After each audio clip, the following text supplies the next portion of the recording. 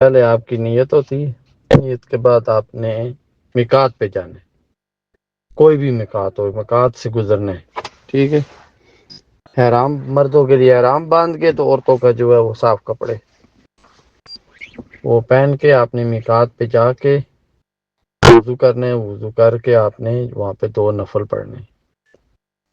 پھر اس کے بعد دعا کرنی ہے، پھر آپ نے جو کچھ آپ کو آتا ہے وہ پڑھنا ہے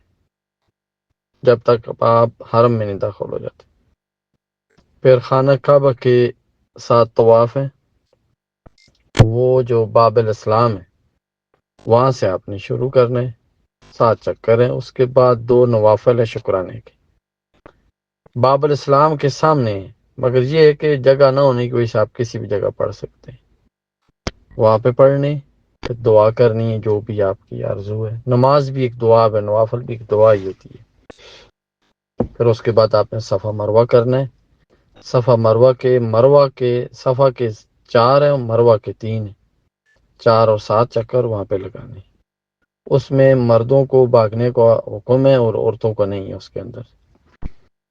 وہاں سے پھر آپ نے 2 نوافل پڑھنے ہیں، نوافل پڑھ کے دعا کرنی جو بھی اس میں مقبول